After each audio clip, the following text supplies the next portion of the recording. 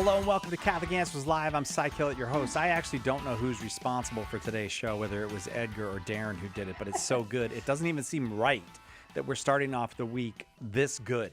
Second hour, Dr. Greg Popchak will be here with us, and we're going to talk about healing broken relationships. He's just so good at that, and so hang on for that second hour.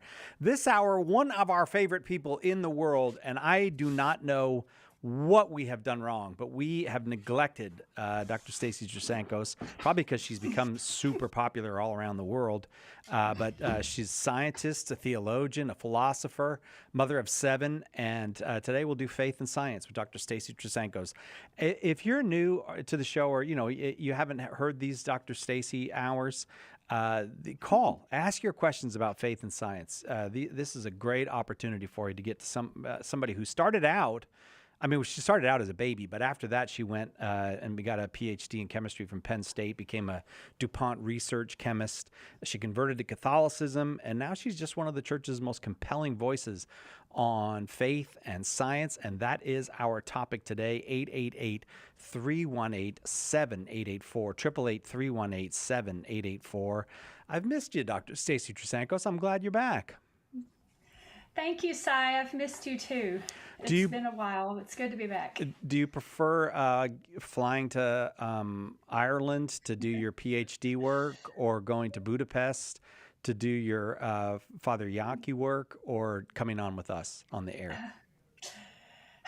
Let's see. Close, huh? Coming on the air with you. Coming on, because I'm sure that's the case. Always Catholic answers, always. Well, it's the right answer. I don't know if it's a truthful answer, but it's the right answer. It is. 888-318-7884. As long as I have known you, I've known one thing about you. You love atoms. I guess that's, in both as a scientist and as a Catholic, like you love atoms because that's what a chemist studies, and then you seem to just love them as a kind of as the basic building block of the handiwork of God. And now you're mad at atoms. Why are you mad at atoms? It's a long relationship. I love atoms still, but thank you for knowing this about me, that I love atoms. Like, I've always been fascinated at how atoms make up the world. But I studied theology, and now I'm studying philosophy because I've been on this lifelong quest to understand what screwed my head up so bad when I was a young adult. Yeah. As a scientist, like, why did I get so off track with where I'm going in life? And I really think it had a lot to do with this idea that atoms make up everything. There's a joke that chemistry students always tell: why can't you trust atoms? And the punchline is, because they make up. Because they go ahead. Because they make up everything. Oh, yes, I should have known that. Okay, yes. But it's supposed to be a play on this fundamental truth that everybody knows. But the thing I've been learning with Thomistic philosophy and matter and form and final causality is they don't make up everything, that they are disposed to the form, that it's a top-down view of nature, starting with God creating and giving things existence, and matter being subsumed into higher and higher substances. And so this bottom-up view that atoms make up everything, that was what messed my head up, because that was what led me to conclude there is no God. And that's what led me to conclude nothing matters. There's no morality. There's nothing, just have fun in your life. And that's what really got me off track. And I think the way we teach students, even in Catholic schools, that atoms make up everything, that's never really been corrected. And so I'm on this new mission now to write that the way that chemistry is taught, because I love atoms so much. But you can't trust them to make up everything. Yeah. Okay. So so you start studying philosophy, and philosophers, I don't think you can overcome or go. I think, in other words, Aristotle is basically right in the causes. Yeah. And so Yes. I'm not a good philosopher. I can never remember what the 4 causes are. But you're talking about final cause, that Yeah. if you think the world is just a random kind of there's the atoms, and then they snap together in all these different ways, and that's what makes the universe. then you miss the final cause of the universe. Yes. There is the four cause. And by the way, I hate philosophy. I'm working on a doctorate in it because I hate it. Have you told your professors this? Because that's not going to go over Yes, big. I have. Oh, yeah. Okay. I have, because it's hard coming from a chemistry brain to theology and then philosophy. It's like Right. punishment. But the four causes, there's material, efficient, formal, and final. And what modern science did away with was the formal and final. There's no form that directs the matter and governs the matter, and there's no final causality. Like there's no telos, there's no purpose for things. And all that modern science really deals with is the material cause, what makes up things, and the efficient cause, what moves them around. And and a lot of philosophers have written about that they've taken formal and final causality out. And what I'm adding to that now as a philosopher is I'm putting on my chemistry hat too, and I'm rewriting chemistry per the textbook with this other view, with this view of a top down. And there's no escaping that God exists when you have this other view, and I know that. So that's going to be an interesting discussion, because I'm not trying to hide behind the fact that I believe God exists, and I know that from reason and from divine revelation and faith. But it's going to make a lot more sense out of chemistry. And without getting into the details, there's a lot of problems in chemistry research today, precisely because they're unwilling to admit formal and final causality.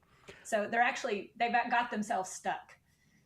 Yeah, you once suspected that would happen at some point. That if you refuse to ask certain questions, or you say this way of thinking about reality or investigating reality is out of bounds, we're only going to limit us, and I didn't know this, but to the first two of the four causes for everything, then eventually you'll get to a place where it's going to not work anymore. You're going to just bump up against things that can't work.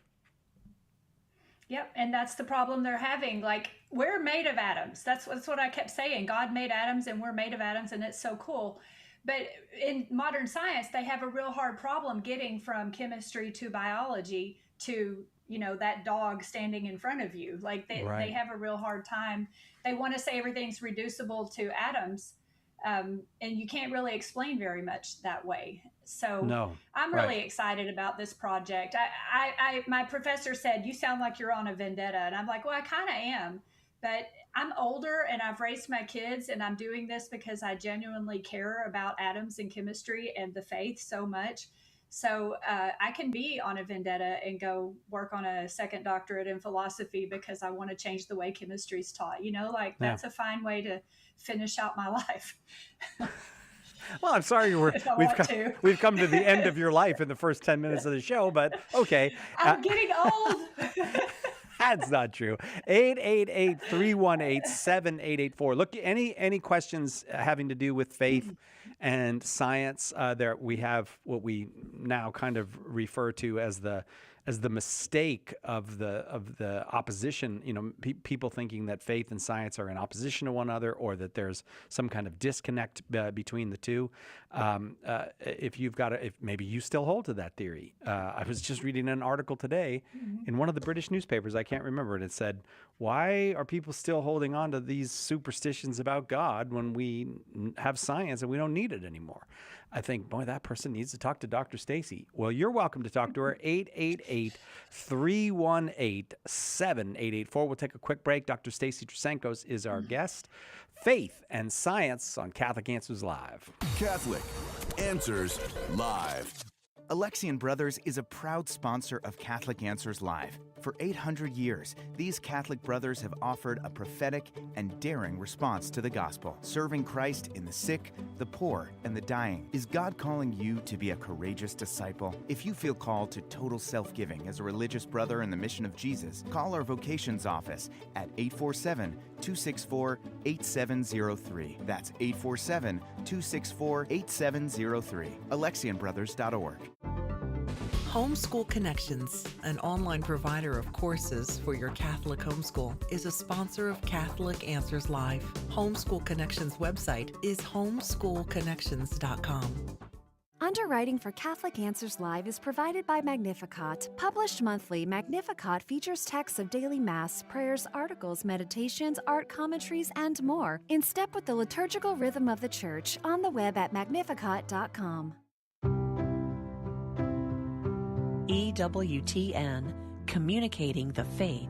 First of all, I love your show. That's all I listen to in the car, and I have had so many answers to prayer. Thank you. Thank you so much. I love all of your programs. I listen to EWTN all the time in the car, nothing else. I think we're just so blessed to have your words and your prayers, and I just can't tell you what it means because you helped me get through a lot.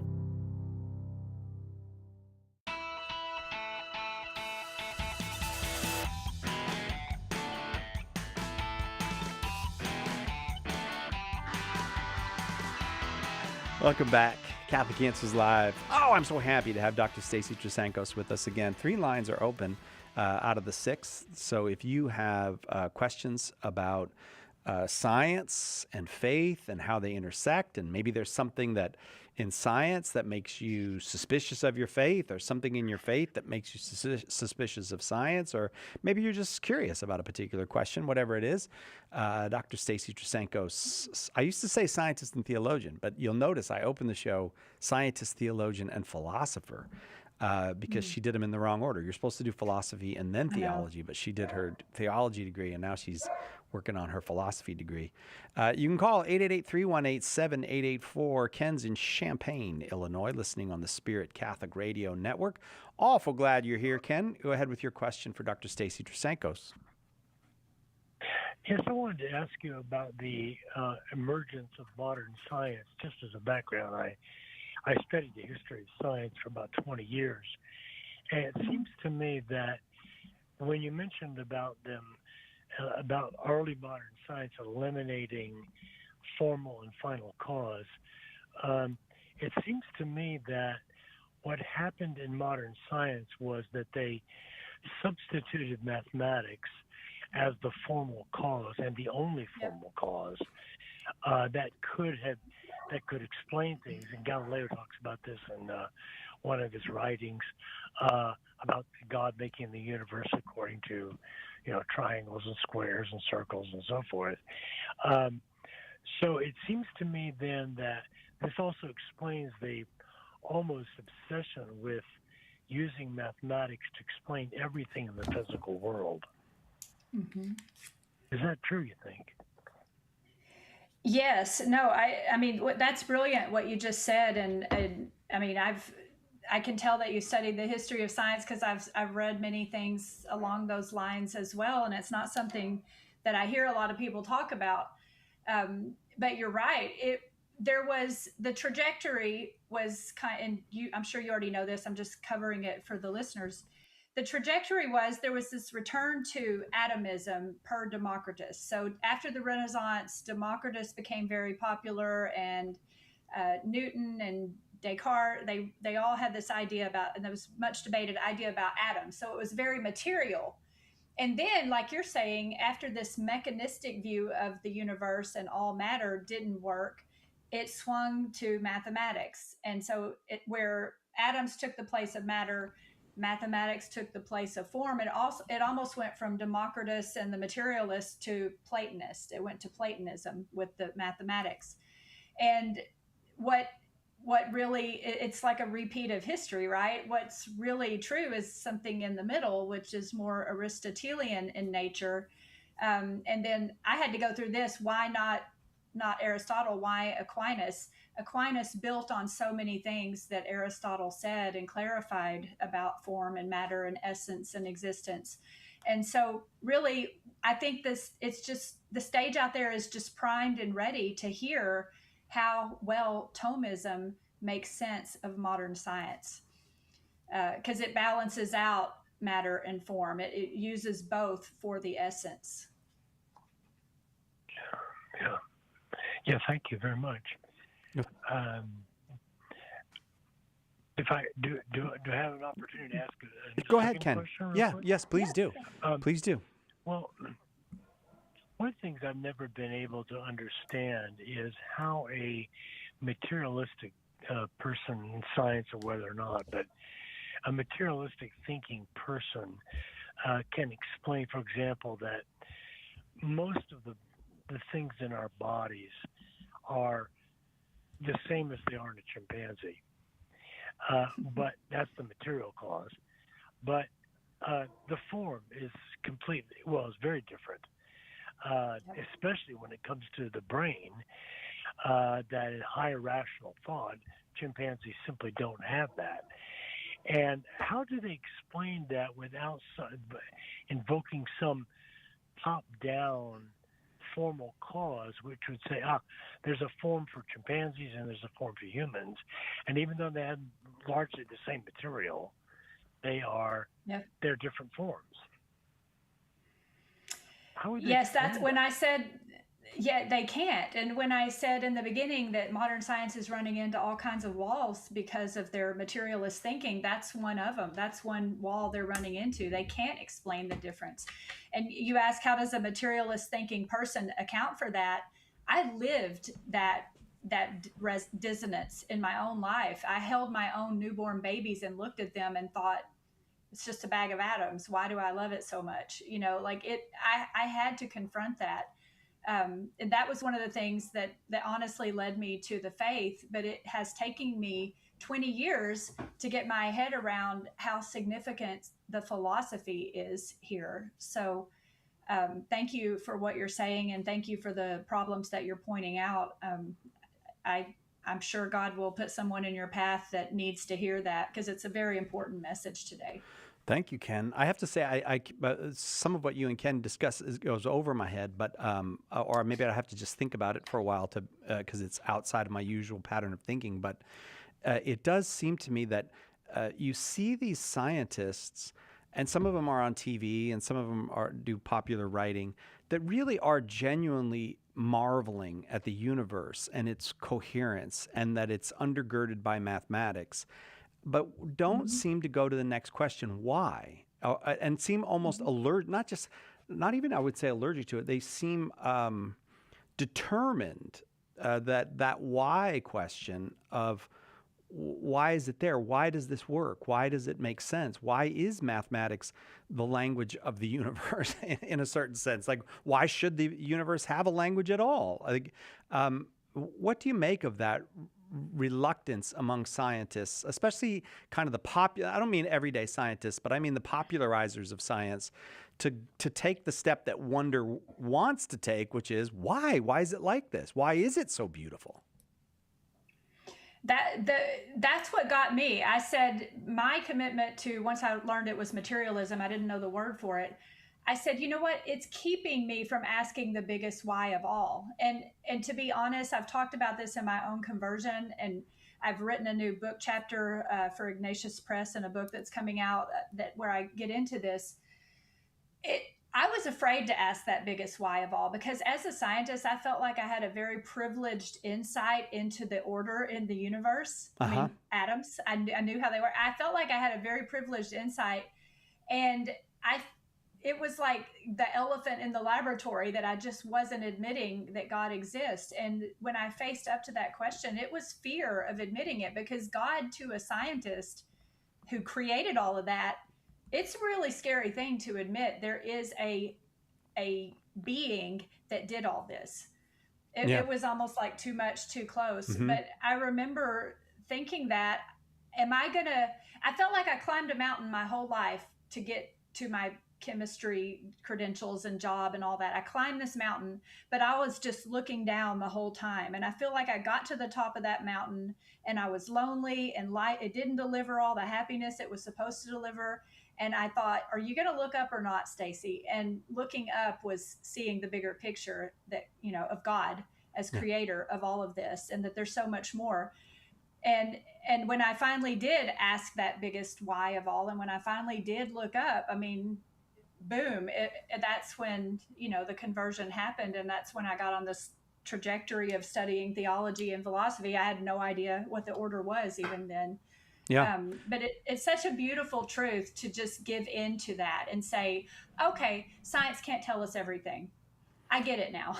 Yeah, and so but it's a weird habit to me, a habit of mine that says science can tell us everything. Science has all the answers, and then you say, well, something silly like a very basic question, like, well, why is there something instead of nothing then? Well, that's not we don't ask that question. Well, okay, if you're willing to not ask questions, then yes, science can answer the full universe of questions.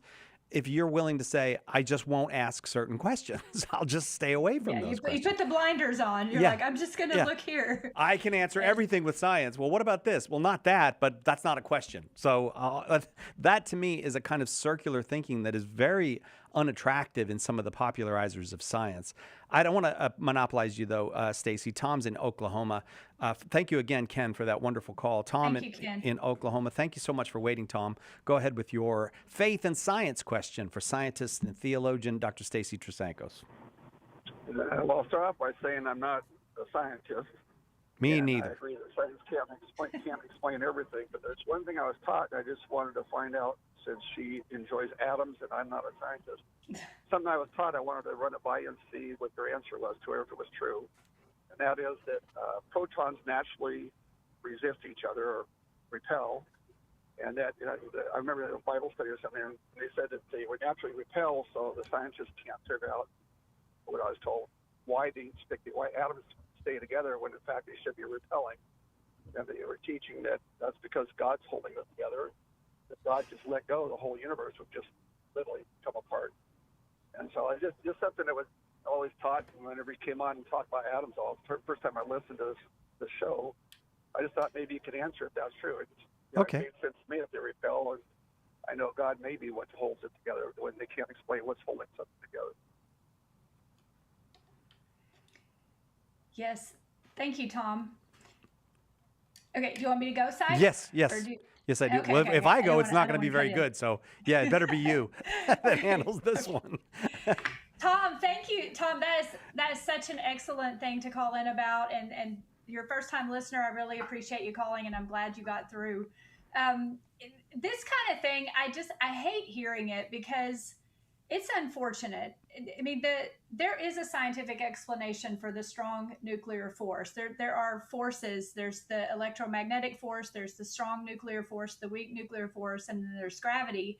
And those forces, we know a lot as scientists about those forces. There are experiments that have determined certain things. So there is a natural explanation for why the protons stick together in the nucleus, a very good one, and it's worked well. And like all theories, it's subject to being amended with more data in the future, but it's a good explanation and it works.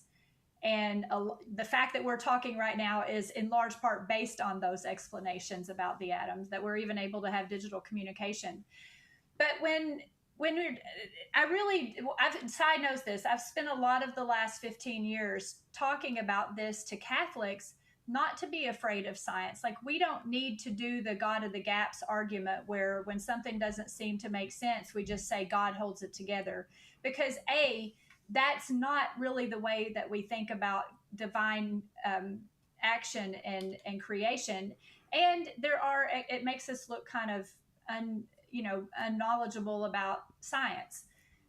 I've learned Thomistic philosophy, and there's a beautiful explanation that God has to be holding everything in being every moment. If God, as Frank Sheed said in one of his books, if God forgot about anything for even a moment, we would cease to exist.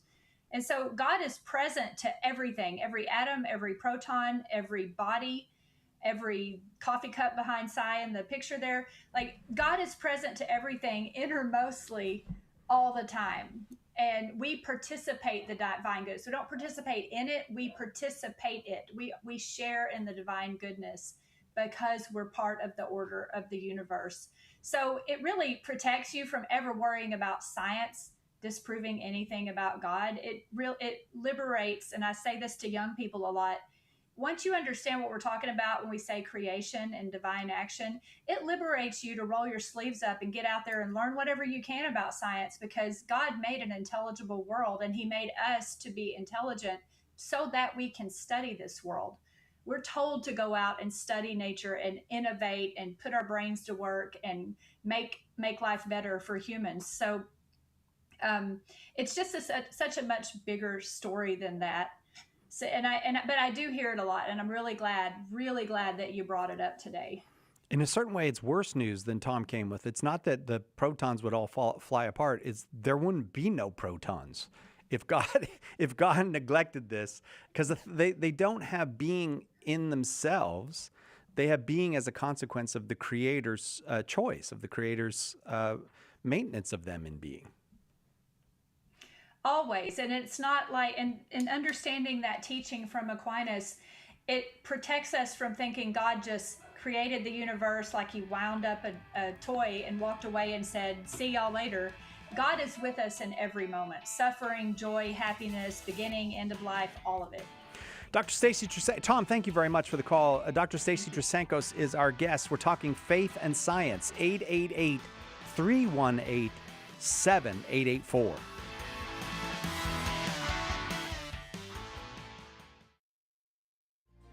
Lots of people have big questions about Catholicism.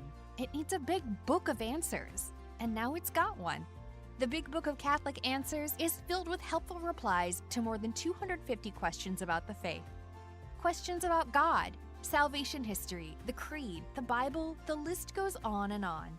Order your copy of the Big Book of Catholic Answers today at shop.catholic.com or ask for it at a good Catholic bookstore near you. We hope that one of the things that we communicate here at Catholic Answers Live is that our Catholic faith allows us to be fully serious about all the problems we encounter in the church and in the world, but it also lets us have light hearts and maybe even mix in a bit of fun, and that is exactly what our good friend Joe Heschmeyer does in his popular podcast, Shameless Popery. You should check it out at shamelessjoe.com. Joe's got a deep grasp of the faith, morals, the teachings of the church, all that, but he's also got a witty conversational style. He entertains and he informs, but you will leave equipped to better answer the most common challenges, misconceptions, and questions about the Catholic faith. He's got insightful guests, he does on-air debates, and he takes a close look into all the things that you want to know about as a Catholic living today. You'll walk away knowledgeable and filled with joy. Look for Joe on his YouTube channel. Check him out at shamelessjoe.com or wherever you get your podcasts. And if you like what you hear, become a patron. What is the Catholic Church? Everyone seems to have an opinion, but the church never quite fits into the boxes people make for it. In The Faith Unboxed, author Andrew Petiprin looks at some of the most common boxes people put the Catholic Church in and explains why they don't fit. In doing so, he brings us closer to what the church really is, the institution founded by Christ. Order The Faith Unboxed today at shop.catholic.com or ask for it at a good Catholic bookstore near you.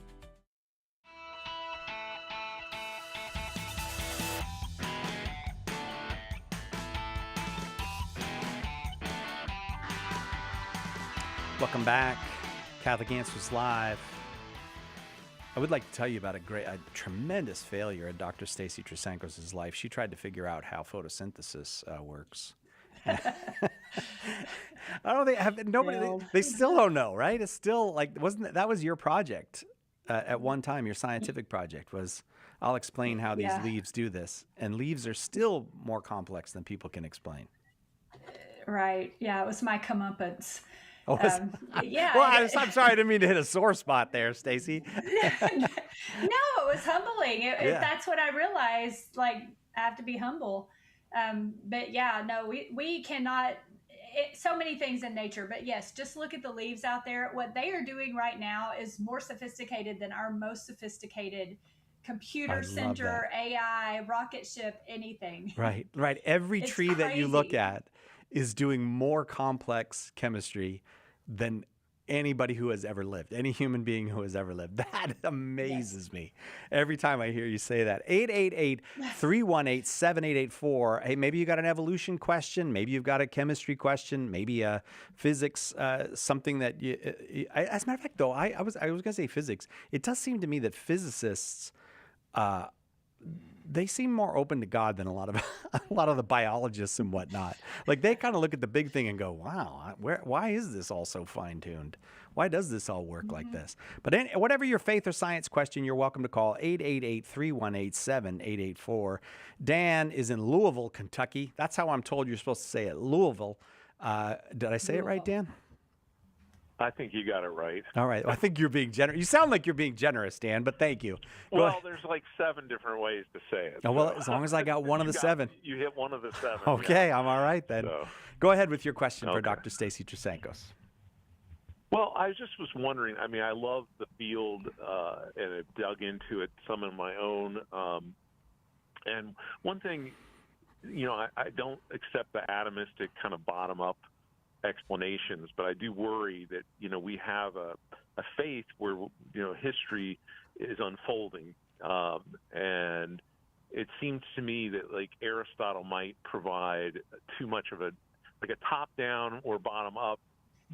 Both of them may miss the sort of eschatological component to Judaism, Christianity, et cetera, that there's like revelation and there's expectation of a future fulfillment, et cetera. And like the ancient Greeks didn't really have a belief in a beginning point as far as most of them, and Aristotle, I think, would fit into that as well. And so it's like, well, if Christianity has this notion of a creation point, but also that coming kingdom of God, I've found in my own studies that the kind of Greek cosmology to be a little flat when it comes to history and the unfolding of vast epochs of time and things like that. And so I'm wondering if you have any suggestions as to where to look with that. I've kind of looked, you know, I don't know if you're...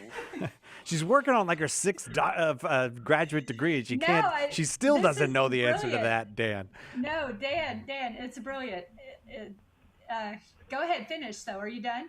Well, I mean, I've like, you know, there's a Rabbi Artson, there's some people like Hans Jonas in the Jewish community have both done some things with science and faith that I found to be interesting. John Haught in Catholic circles, and so, but they don't use Aristotle as much as they're using some more contemporary philosophers. So I was just wondering if there's a place to look,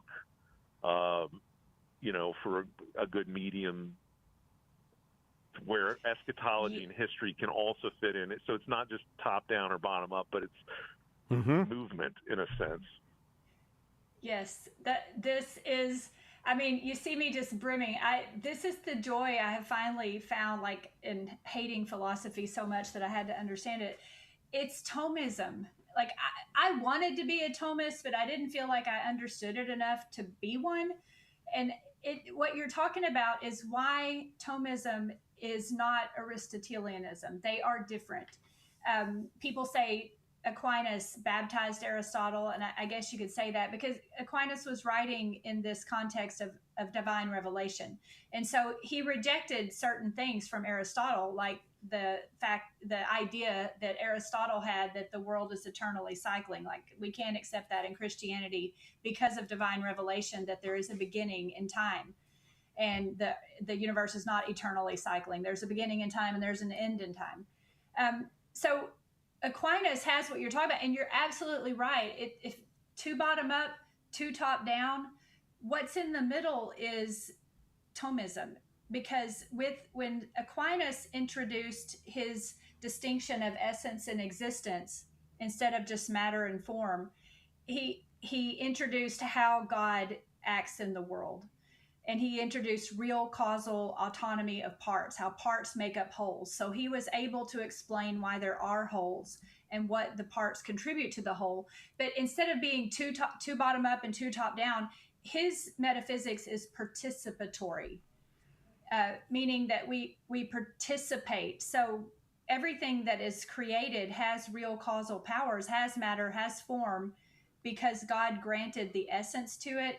And God grants the active existence to it as well. So we're participating the divine goodness, like I said before.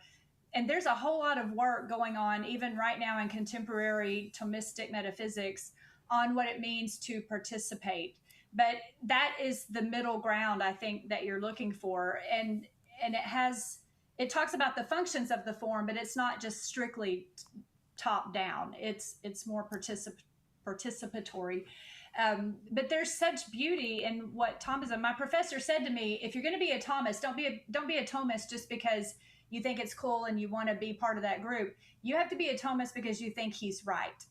And I become convinced more and more every day that Aquinas is right about his metaphysics and natural philosophy. What do you think, Dan? Okay, well, thank you. I mean, that just gives me some things to chew on and look into. So thank you very much. Thank you. Stacy, is there maybe there's not, a book or a particular writer that you would suggest looking into if you wanted to understand this middle ground that the Catholic thought offers? I'm going to tell you the name of my professor because that's one reason he is my professor while I'm studying philosophy. He's great. His name is Gavin Kerr, Gavenkerr. He's at St. Patrick's Pontifical University in Ireland. Carlo Broussard also got his PhD in philosophy there with Gavin. So Gavin Kerr has written some books on this, what I'm talking about. It can be a beginner question. It can be an advanced question. Dan's, to me, I'm going to throw that in the advanced category. That was some pretty deep thinking Dan was doing there. 888-318-7884 is the number. If you have a question about faith and science, you're welcome here. 888-318-7884. Thank you, Dan, for that call. Let's go to Billings, Montana. Tim in Billings, Montana. Welcome. You got a faith and science question? Yes, I'm trying to understand how infinity goes with eternity. Oh, let me explain that.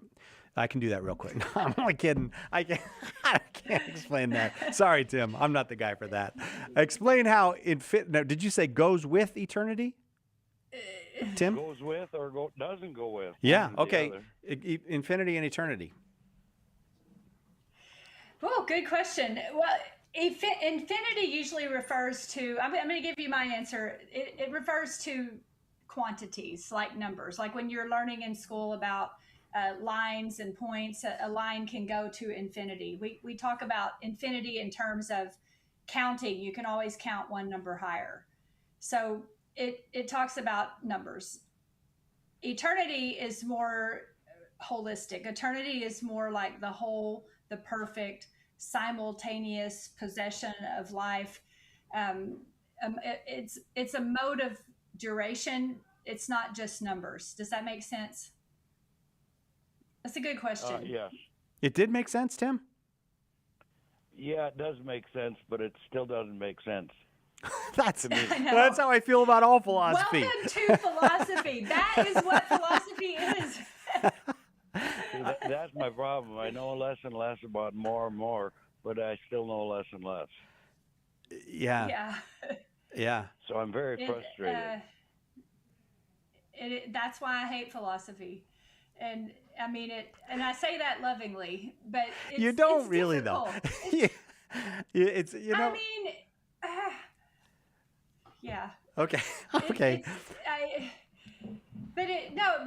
Yes, and I think I tell you what, go and ask AI what it says about Oh my gosh. That's the single biggest cop out we have ever had on Catholic Answers Live. Tim, God bless you, brother. Thanks for the call. If God willing, by the grace of God, we will see Tim in eternity, but that doesn't mean we'll see him in infinity. So that's the difference. Infinity. We'll see Tim Yes, there. They're good. All right, we'll take a quick break. Right back with more questions on faith and science. 888-318-7884. Let us help you with your question today on Catholic Answers Live. EWTN, helping people grow in their love and understanding of God. About 6 years ago, I was suicidal. I was hospitalized twice because I wanted to kill myself really bad. And I just kept listening to EWTN radio. It made me get to a better place, but I'm a lot happier. I have a picture of Mother Angelica in my apartment, and I'm a big promoter of EWTN. It's saved my life. I just thank EWTN for everything you guys do. EWTN.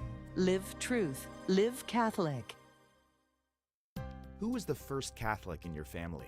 Were they evangelized by a friend, a coworker, a stranger?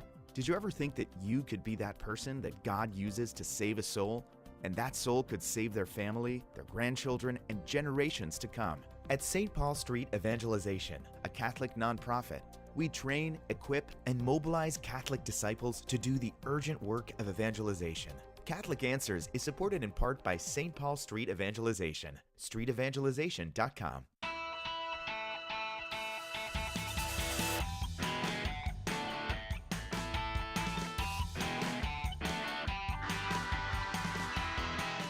Welcome back. I have a definition for infinity. The number of people who call in the fourth segment of the show thinking, I got to get on now before the show ends. Okay, now that's fine. Everybody can call now if you want. 888-318-7884. Ed's in Melbourne, Florida, listening on AM 920 Divine Mercy Radio. Glad you're here, Ed. Go ahead with your question. Good evening, Doctor. I'm wondering if you've ever spoken with or perhaps collaborated with Dr. Edward Feser, and specifically perhaps read his books, specifically The Last Superstition, which speaks very much to some of the things I hear you talking about this evening. Oh, yes. I'm a huge fan of Dr. Feser's. I have read, I think I've got a lot of his books back there on my bookshelf and even more on my Kindle. I've read his books, Aristotle's Revenge, a lot of them. And he was one of the people that gave me this idea because I'm aligned with everything he says. But I wanted to bring my chemistry knowledge to the table. So there's the philosophers in his group, there's not that many of them in the world that talk about this. They do allude to the fact that we need to think of atoms as bodies that are matter and form and granted existence by God. And what I'm trying to do is show philosophy through my knowledge of chemistry why this does make so much sense. So I'm sort of picking up his suggestion and running with it as it relates to chemistry, because I know chemistry and I'm trying to know philosophy so that I can explain what he's talking about. So my work would be specifically in chemistry because I'm very passionate about chemistry. But it builds on what he's talking about. And so, yes, thank you for mentioning him, and I highly recommend reading his books. Okay, Ed? Love it. Thank you. All right, thank you. Thank you very much, Ed. On we go to Denver, Colorado. Nate is listening on the Catholic Answers app. Nate, thank you for waiting. Go ahead with your faith and science question for Dr. Stacy Trasancos. Yeah, hello. Who came up with I guess it's referred to as a theory of time being somehow subject to like gravity? Because in my little country boy brain, time is not a physical property. So where does that come from? What are your thoughts on that? Well, Einstein, with Einstein's theory of general relativity, he came up with this idea of the curvature of space-time that's caused by mass. So he looks at, there's 3 dimensions in space, but time is a 4th dimension. And that's the gravitational time dilation. And I'm getting out of chemistry into theoretical physics there, so I'm getting out of the field that I know. But Einstein's the one that came up with it. And in terms of how we think about time, it works. So that does sound like a cop-out too. Not as bad as saying look it up on AI, but this is the thing. And I teach students about this. Theory, you're right, and you said it too. Theories can always be amended. So I try to stress to my students, and I'm really glad that you already said it and picked up on it. A theory is our best explanation at this point in time with the data that we have. Classical physics used to be what everybody thought was true, and then quantum physics changed all that, drastically changed all that. I don't think gravity, the theory of gravity, will ever be changed, but that's because I can't see how it would be. But it's also true that any theory is our human explanation of what we observe in nature with our best scientific methods, and it gets better all the time. But it's still just our human. Like Cy was saying, when I tried to replicate photosynthesis, ain't gonna happen. There's so much we don't know, but our theories are our best explanations, and they can change. But Einstein is the one that you're talking about who came up with the curvature of space-time. Okay, Nate. Alrighty.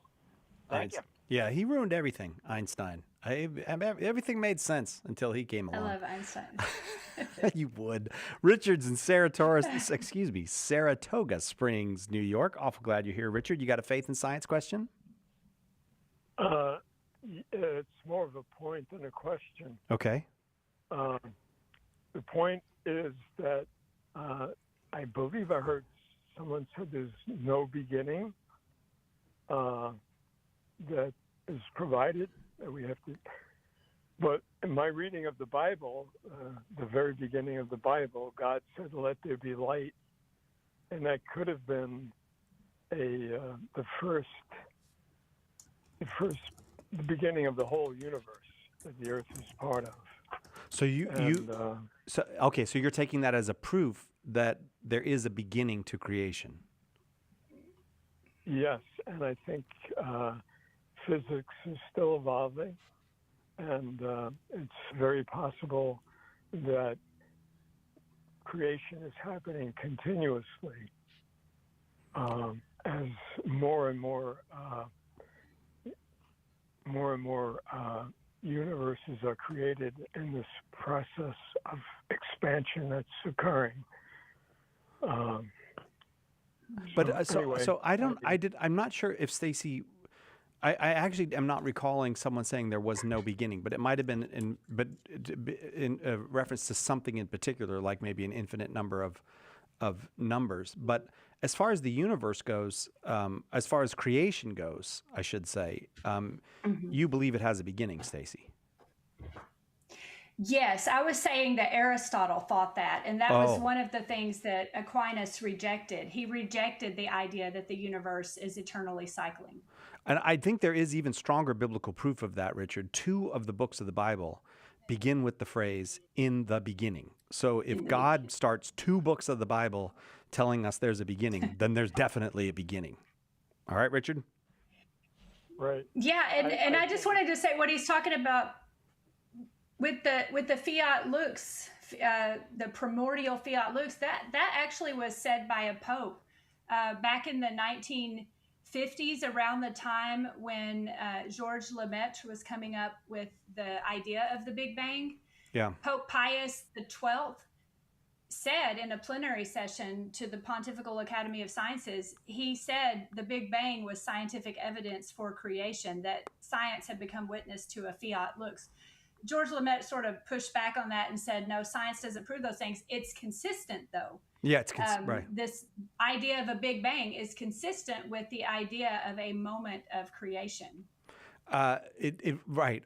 We have to be so careful about that one, though. I will say, because so many physicists will say the Big Bang is not the moment of creation. We don't, though we cannot say equal sign. And they're right. That's not the moment of creation. But I see what you said. But that's consistent with this.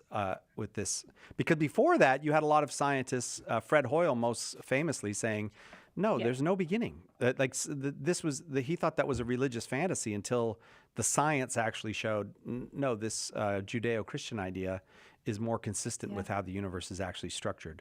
Richard, thank you very much. Stephanie's in Rockford, Illinois, listening on Catholic Spirit Radio. Stephanie, welcome. You got a faith and science question? Yes. Hi. Can you hear me? Yes. Okay.